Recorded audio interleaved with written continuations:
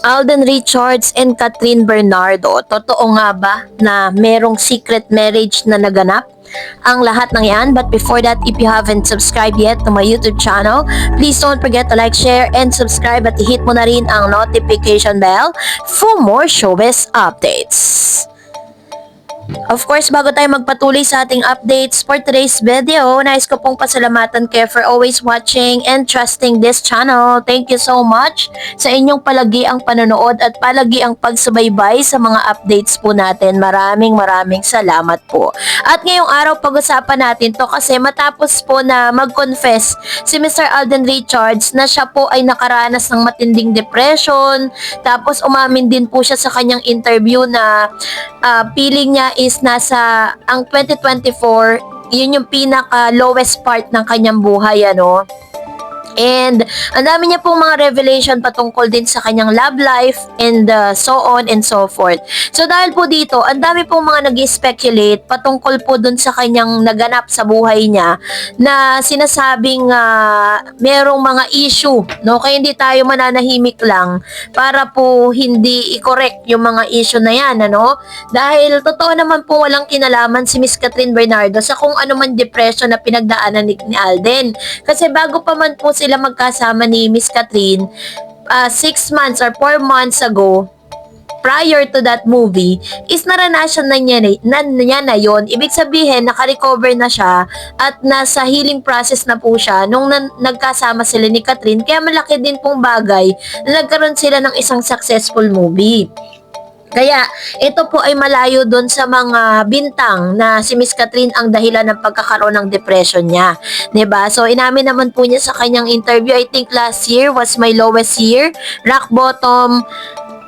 It took me 6 months to get over that. That was hindi naman siya clinically diagnosed, but that was depression, its finest, that was depression. Inuna ko muna lahat ng tao bago sarili ko. Yun yung sinasabi niya, kaya po nakaranas siya ng ganong katinding depression. Pero hindi naman po ibig sabihin nun na isa sa mga nak-trigger sa kanyang depression ay yung sinasabi po ng mga bashers na dahil siya po ay binasted daw ni Miss Catherine Bernardo.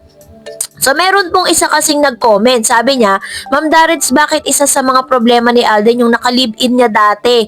Naghahabol daw ng showbiz yung girl. Kaya pala puro deny si Alden tungkol kay Catherine. Yung pala may tinatago siya. Kung totoo, wala talagang lihim na binubunyag. Kawawa naman si Catherine, baka mawalan tiwala sa mga lalaki. So, ito po yung isa sa mga issue na kinabibilangan ni Alden Richards na nagsisirculate ngayon. Unang-una, wala pong katotohanan na nagkaroon po siya ng ka-live-in partner noon. Nagsimula po siya kasi sa Starstruck, 'di ba? Naikwento naman po niya 'yan. At sobrang bata niya pa, 'di ba, nung siya po ay pumasok doon. And then nagtuloy-tuloy yung career niya nung naging host po siya ng Eat Bulaga at pumutok po yung balita patungkol po sa yung kanilang tambalan ng Aldab. Doon po nagsimula talagang grabe po yung naging kasikatan ni Mr. Alden Richards. Pero wala po tayong nababalitaan na or makita mang ebidensya na meron nga gano'n. Meron din pong nagkakalat na balita na nagpa-secret marriage na daw itong si Catherine at si Alden. Ito po talaga yung pinakamatindi dahil talagang ang dami pong gumagawa ng fake news. Kung mapapansin po ninyo, may mga nagtatanong sa akin bakit wala na raw pong updates patungkol kay Catherine at Alden. Kasi ang totoo, wala naman po talagang masyadong ganap kay Catherine at Alden dahil magkahiwalay po silang nagtatrabaho. Meron mang sigurong mga pagkakataon na nagkakakita sila or nagkukwentuhan sila dahil magkaibigan po sila. Nabuo po yung kanilang friendship, no? Doon po sa, parang na-reunite sila doon po sa movie nilang Hello Love Again. Kasi ayoko naman po na maghatid sa inyo ng mga balita, ng mga inventong balita para lang ma-facify yung mga Katden na lovers and Katden supporters. Kasi syempre napaka-genuine po ninyo, napaka-sincere ng pagmamahal nyo sa dalawa. Tapos magsisinungaling ako. Kaya yung mga nakikita kong news ngayon na nagkakalat, naawa ako sa mga naniniwala. Kaya ito ako ngayon nagfa-fact check. So yung mga news na kumakalat na may ka-live-in si Alden Richards, nag-SM na sila or nag-secret marriage na sila.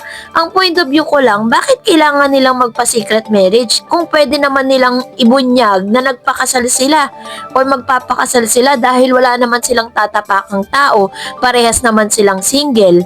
'Di ba? Ano po yung pino-point out nun or ano po yung magiging dahilan para po gawin nila yung ganong hakbang? So yun lang po yung gusto kong ipahatid sa inyo. Ano man yung mga kumakalat na news ngayon, wala pong katotohanan yan. At ngayon naman, narito ang ilan sa mga comments at reaction po ninyo patungkol naman sa ating latest updates. So magbabasa tayo ng mga comments po ninyo sa comment section dahil ang dami pong nag-comment dyan at nagbigay ng kanilang opinion. Unahin natin si Ma'am Raquel Versosa. Sabi niya, "We love you Alden. Marami ka pang proyektong darating. Nandito kaming lahat para suportahan ka.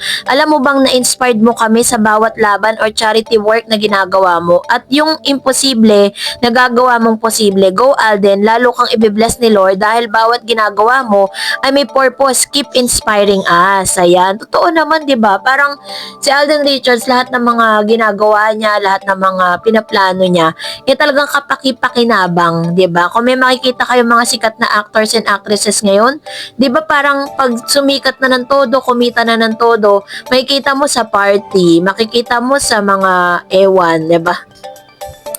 Kaya si Alden Richards, very fragile at napakaganda ng kanyang hangarin.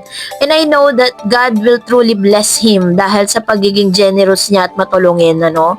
And another one, sabi ni Miss Mavela, "Whatever the cause of his depression may be, it is profound. He was visibly emotional while reflecting on it during the interview.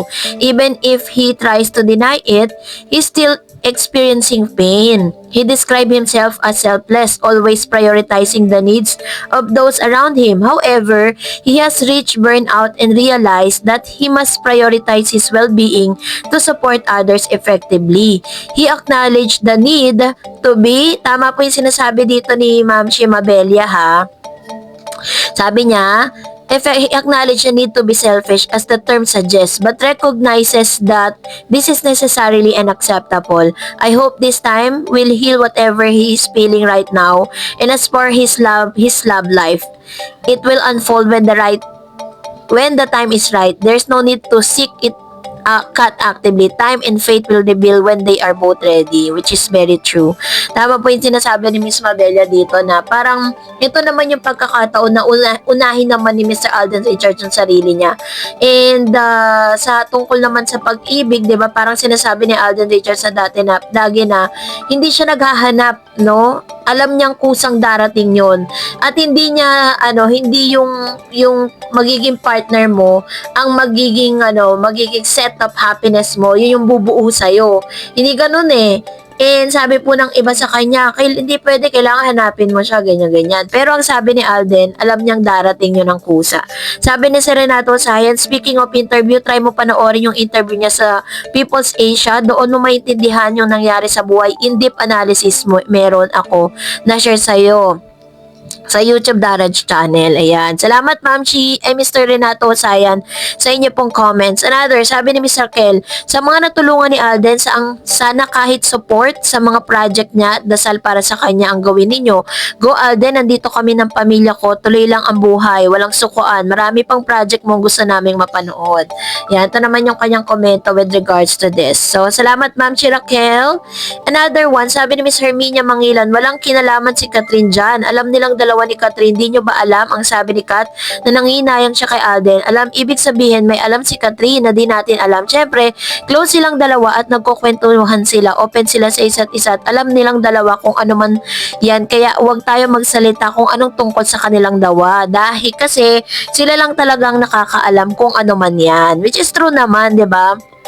I know na after po ng movie nilang Hello Love Again, di naman po naputol yung kanilang komunikasyon at hindi rin naputol yung kanilang friendship. Nandun pa rin yun. So, that's it for today. For more videos and updates, please don't forget to like and subscribe. And please don't forget to follow my Facebook page, Dar Eds TV. God bless everyone.